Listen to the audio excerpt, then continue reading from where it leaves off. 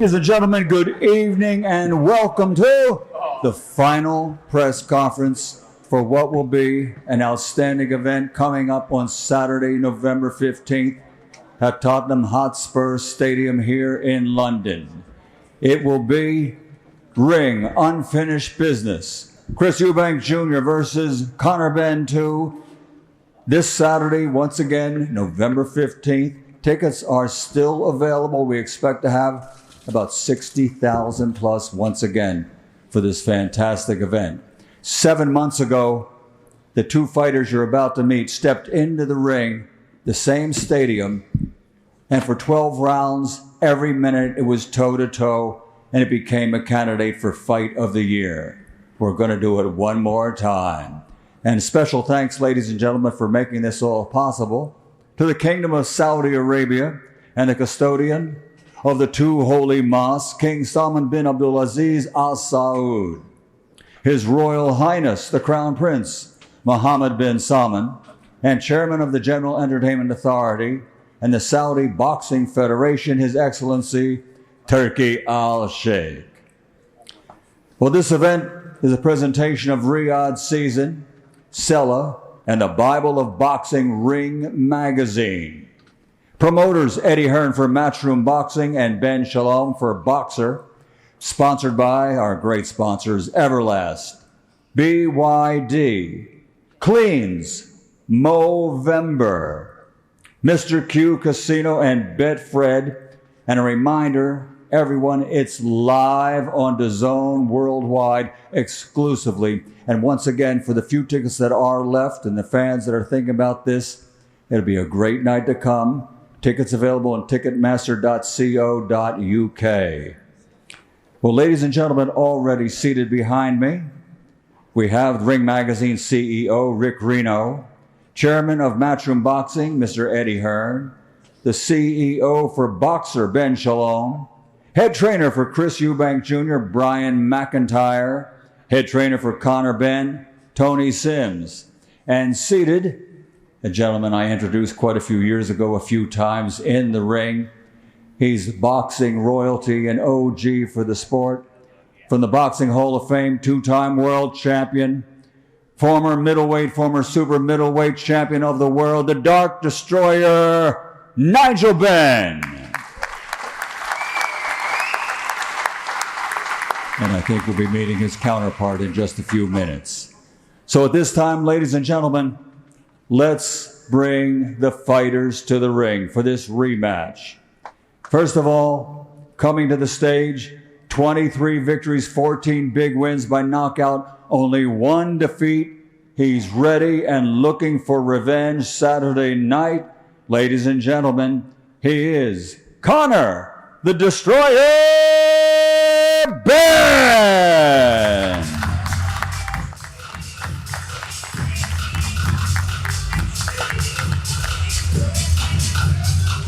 And his opponent, who will be making his entrance with more boxing royalty, ladies and gentlemen. It's his dad, of course, the former super middleweight, former middleweight champion of the world. And he is, of course, Chris Eubank Jr. Coming in with his son with a record consisting of 35 victories, 25 KOs. Only 3 defeats, two-time IBO middleweight world champion, Chris Next Gen Eubank Jr.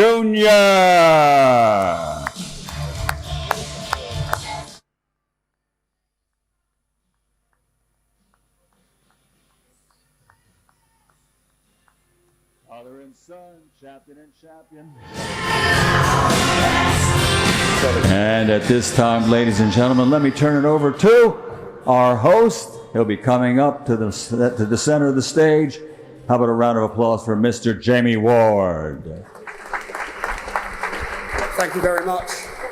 The greatest, Mr. Michael Buffer, in the house. Thank you, Michael, and a very good evening, everybody, and welcome to this evening's main event, final press conference. Listen, just as their fathers did, who joined them on the stage here this evening all those years ago. In fact, 35 years ago next week is the anniversary of that Sunday night in Birmingham when Chris Eubank Sr. and Nigel Benn first did battle. And here we are, all those years later, part 4 of Eubank Benn in the history books, part 2 between the sons. A rematch that truly sells itself, aside from the family history, the once-in-a-lifetime stuff, the unique setup that we have here in the build-up to what promises to be another special night. Just cast your mind back to April. Throughout the whole build-up, April 26th, 2025 was spoken about of being an I was there moment. And let's be honest, it was an I was there occasion before the opening bell had even rang at the Tottenham Hotspur Stadium. We remember the cinema, the theatre, as Chris Eubank Sr. made his way into the stadium alongside his son, Chris Eubank Jr., as Conor Benn and Nigel Benn watched on backstage. We remember the ring walks, the pyro, the atmosphere, simply the best, the Benn chimes and dangerous. And then, of course, the opening bell rang, and we witnessed what can only be described as one of the greatest fights we have seen on these shores in many, many years. A fight which exceeded all expectations, a 12-round war of attrition for 36 minutes, which saw Chris Eubank Jr.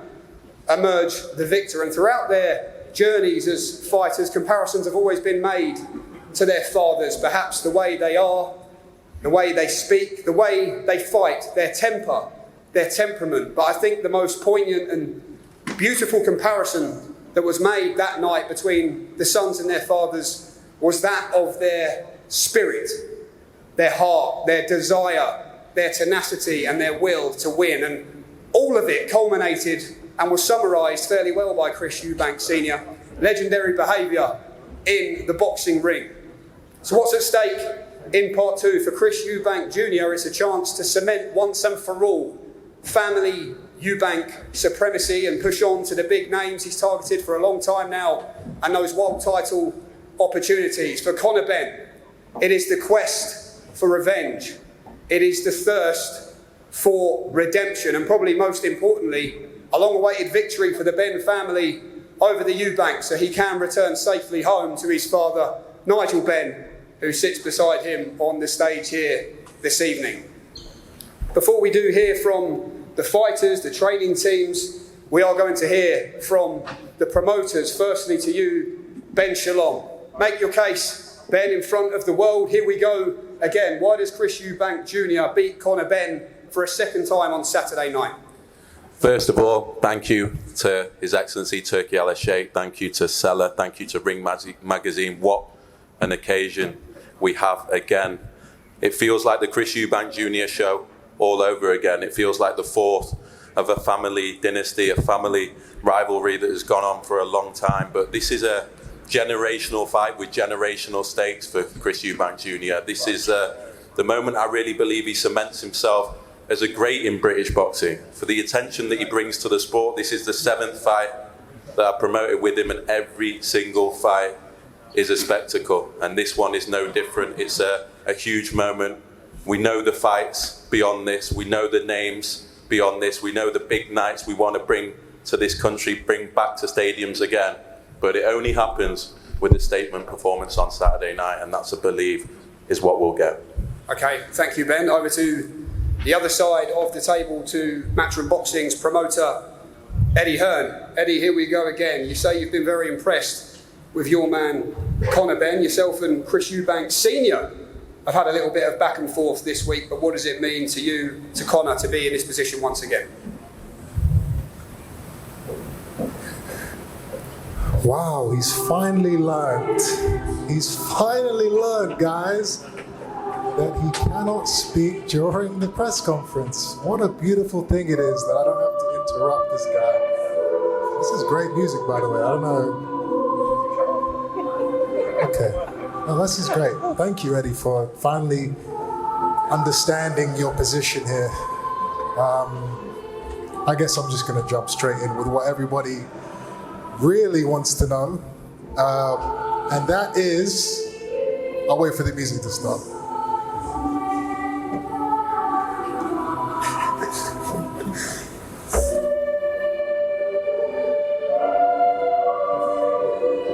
Oh wait, he's actually doing the clipboard. Wow, that's impressive. Love Actually style from Eddie Hearn tonight.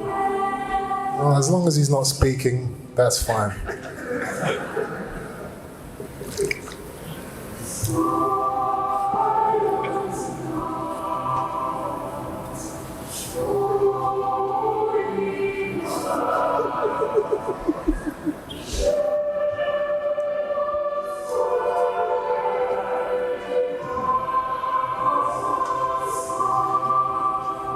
Wow, this is embarrassing, man. I can't believe this guy's really doing it.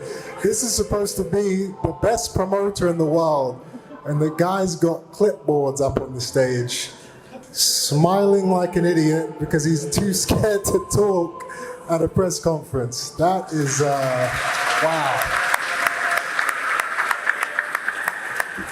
Chris, just before we hear from yourself, I'm going to throw it down there to the CEO of Ring Magazine, Versace, Mr. Rick Reno, to say a few words. Rick, over to you.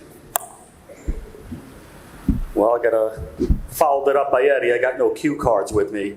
But I will say, I don't blame Chris. I don't trust these matchroom guys tonight. So I had to talk to the British board to receive confirmation that Frank Smith will not be driving the ambulance on Saturday. I had to get pure confirmation of that because Eddie's going to have a few tricks up his sleeve. I don't trust him either, Chris. I don't blame you. But this weekend, it's a major, major contest. I know Chris, Conor, both of them, it's unfinished business. Chris is looking to repeat in more dominating fashion. Conor, he wants revenge. I could see it in his eyes. He's hungry for revenge. But more so, I think what each guy wants is a knockout. I don't think either guy, from hearing them, wants this fight to go to distance, wants this fight to go to the cards. Neither guy wants to take a chance. And I just got a feeling in myself that we are going to see a knockout. I don't know which guy's going to get it. That's why we got to tune in. I thought the first fight, easy front runner for fight of the year. I think the second fight's going to be even more exciting. And it's a can't miss occasion, can't miss fight. I look forward to it. And I hope to see everybody on Saturday. Okay, thank you, Rick. A quick word from Mr. Chris Eubank Jr. to open up the press conference here this evening. Chris, when you think back to all these years ago when you decided to venture into the world of boxing, because if your dad could, then why couldn't you? And you sit here now, back-to-back stadium headliners, the eyes of the world on Chris Eubank Jr. once again, with your father sat beside you. At that time, did you have any idea, Chris, of what you were signing up for when you sit here on an occasion like this once again? I had no idea that I would be sitting in front of you guys today with this man by my side. I found out a couple of hours ago, so I'm just as shocked as you guys are. I still don't know what he might say, what he might do. I'm sure it's going to be interesting regardless. But all jokes aside, there is something I need to address first and foremost. Eddie Hearn, Conor Benn, Nigel Benn, over the last few months have been making accusations and claims that my father was paid to come to the fight in April. Just barefaced lies. And anyone with a brain knows that that's not true. But I still have to address it because it's extremely disrespectful to my father and myself.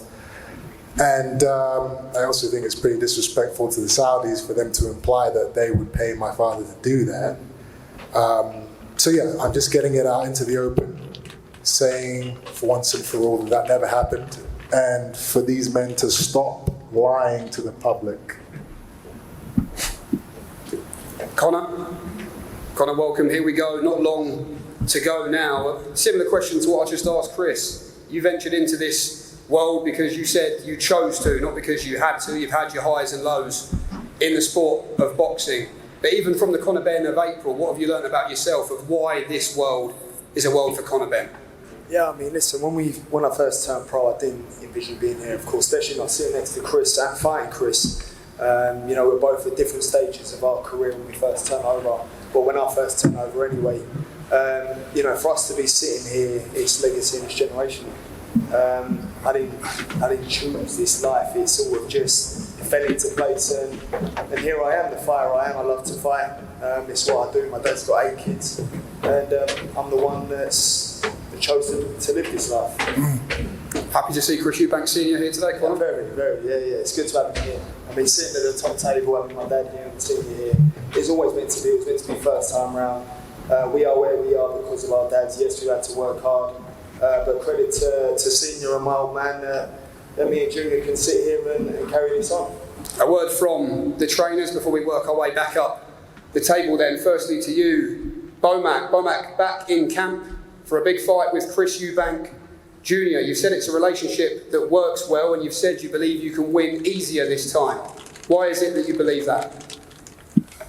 I just believe in Chris's skill and his will that he has. Chris always the one that he wants to win. He got that killer instinct.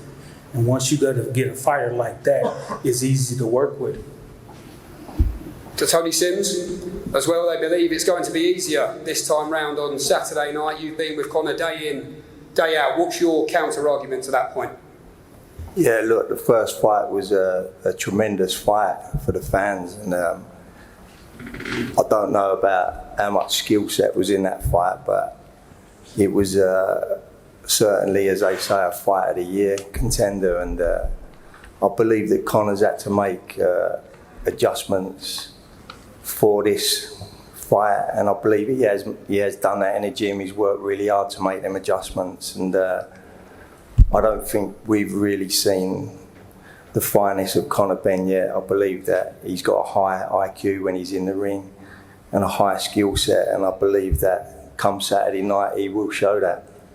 Do you believe he can do it inside the distance, Bomac, this time on Saturday? Well, like I always say, Ben, I don't go out there and try to push guys to go for the knockout. I'll go out there and make these guys try to get the win. But if the knockout is there, we're going to get it. For you, Tony, how do you see Conor Benn winning this fight? I believe that if the adjustments he's made for this fight and the way that I know Conor can fight, obviously I've been with him from the start, and I believe that he's got the skill set to win this fight convincingly. Okay, thank you, Tony and Bomac, the training teams, both sides of the main event. And what a picture this is on the stage here, and what a privilege it is to have a pair of two-weight world champions in the house, of course, Mr. Chris Eubank Sr. and Mr. Nigel Benn. Firstly, to you, Chris Eubank Sr. It was wonderful when we saw you at the Tottenham Hotspur Stadium in April, but why was it important for you to be with your son here at today's press conference in the build-up to his big rematch on Saturday night?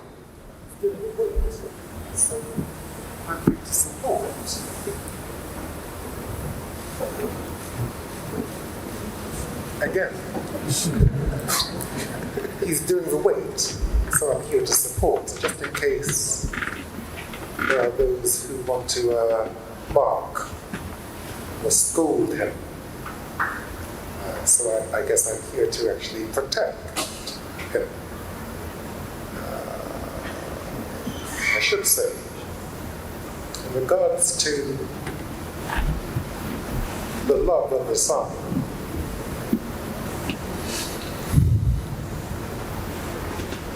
if a father takes money, nothing wrong with that.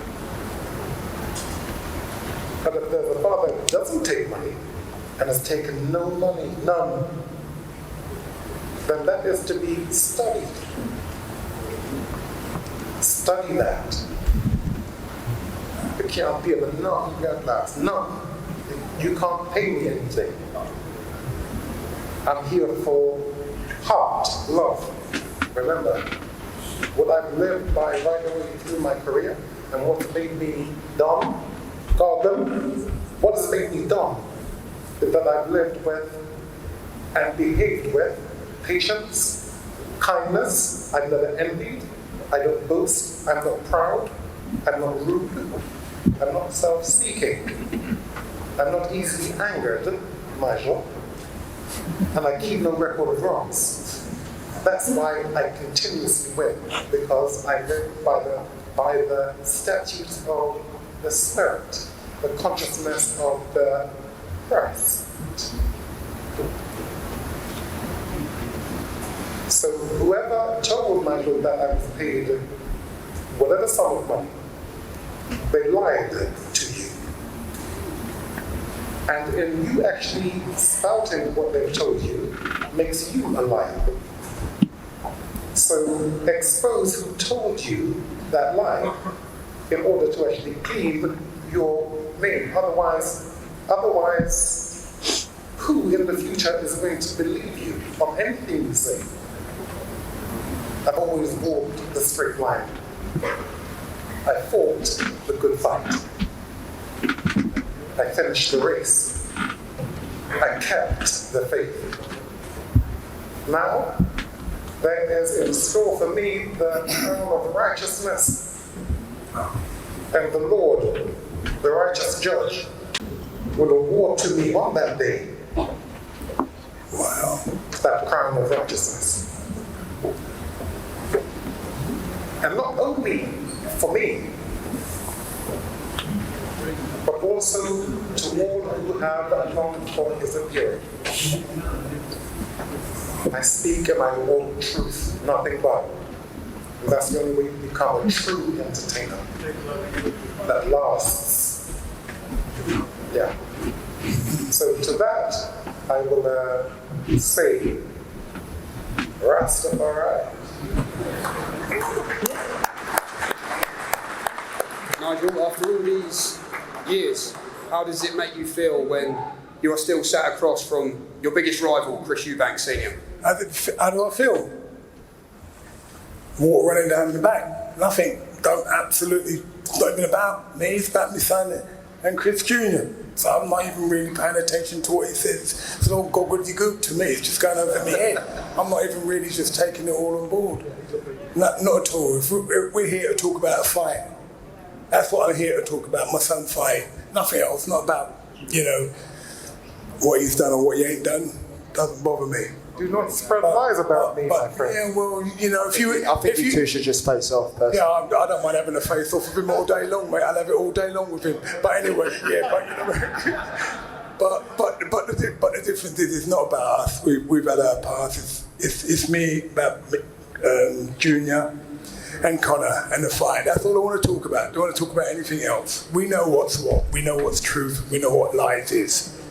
But the difference is I'm here to support my son, and I watched my son train hard. In the first fight, everyone was saying, what a great fight. Yeah, it was a great fight, but you know what? Conor was throwing punches from South Africa, Germany, all over the place. That weren't no boxing.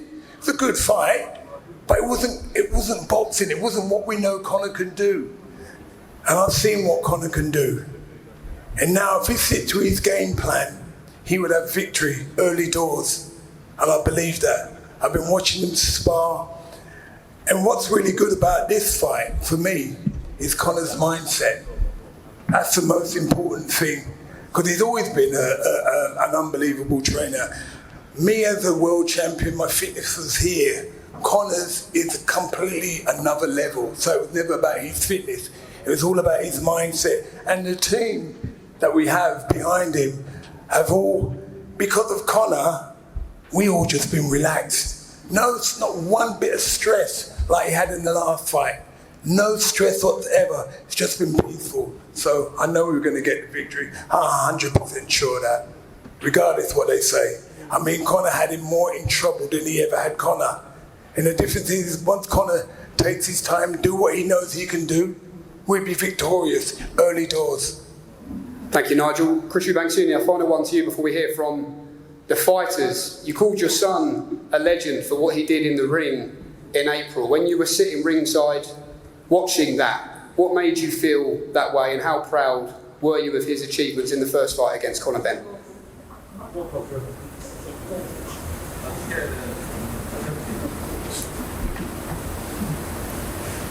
I have spoken. No, but don't talk, don't talk. Okay, no problem whatsoever. Let's hear from the fighters then, both sides of the main event, Chris Eubank Jr. and Conor Benn. Chris, here we go. I just wonder how it made you feel when you heard that your dad called you a legend. In that clip we've seen on social media, a big smile on your face, and like we talked about, to have him here by your side, what sort of lift is this a few days out from the rematch? I'm not here to talk about my feelings or my emotions. I'm here to talk about things that are bothering me and that I think I should shine a light on, as I always do at these press conferences. There's a small issue. Well, it's not a small issue. It's actually a big issue to me. The head of my security since 2014, a man by the name of Ivan, he has been blackballed and blocked from coming to this fight by Eddie Hearn and Matchroom because of a released report about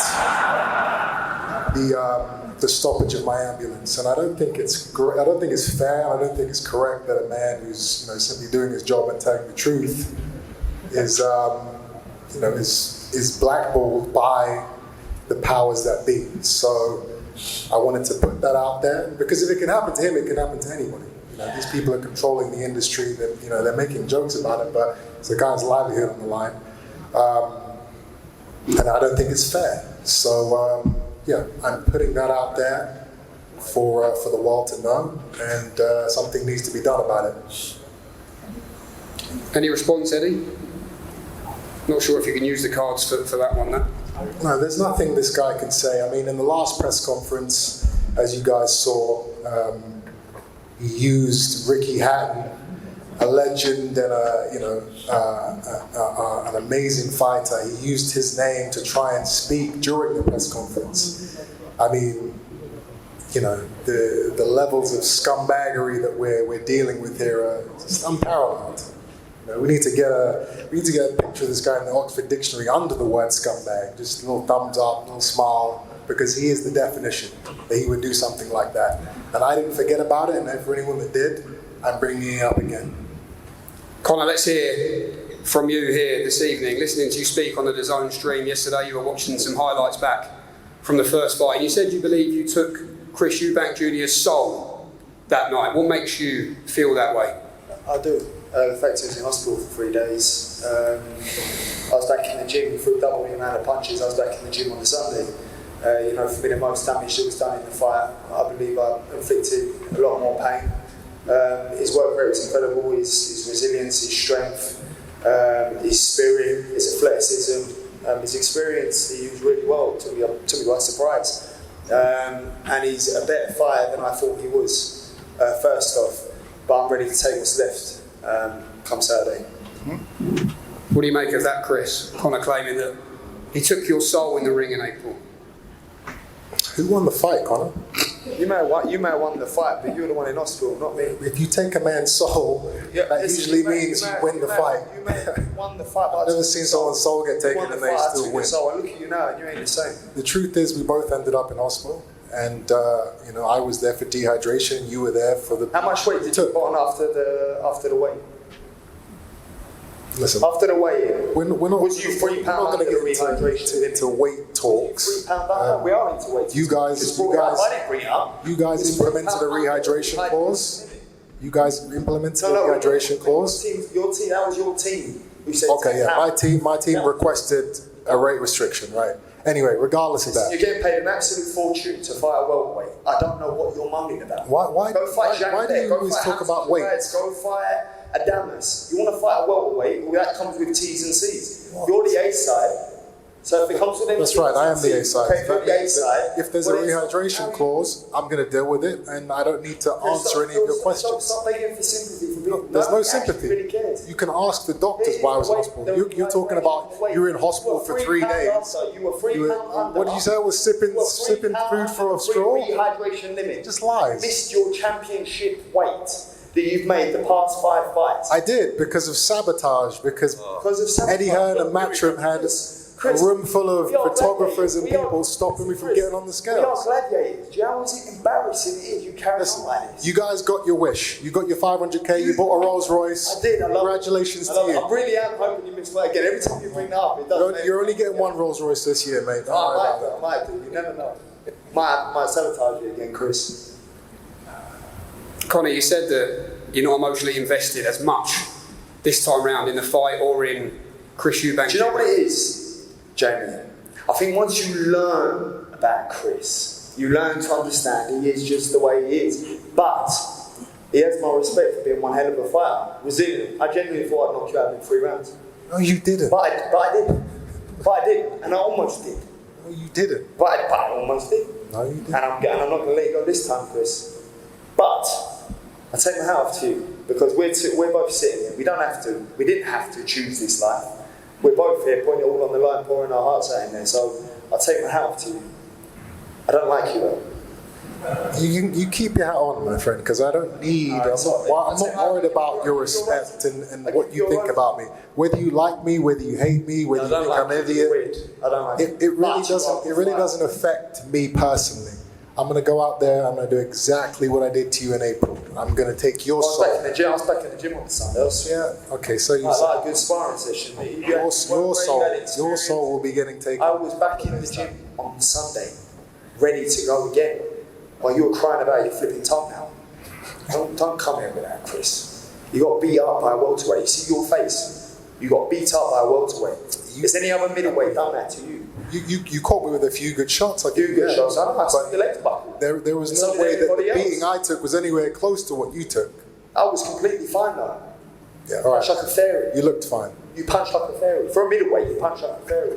Wait till I drop back down to 147. Okay, well then you don't have anything to worry about in a couple of days. This is my last fight up at 160. Yeah. Hope everybody enjoys. I will be dropping back down to 147 to challenge the Barrioses, the Ryan Garcias, the Rolly Romeros, the Devin Haney's, the Normans. I'll drop back down and pursue my career to win a world title.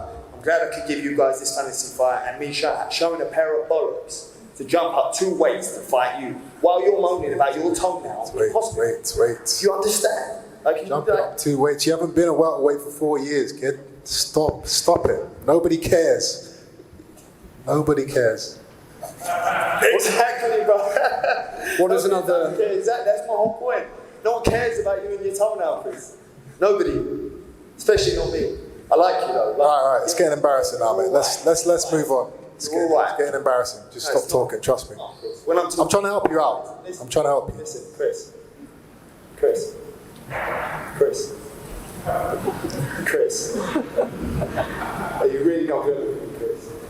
Why would I look at you? Why would you look at me? I know what you are. Chris. I know you're just fake. look at me, bro. I don't need to look Chris, just look at me, bro. Oh, come on, man. I'll see you Saturday. Fuck's sake.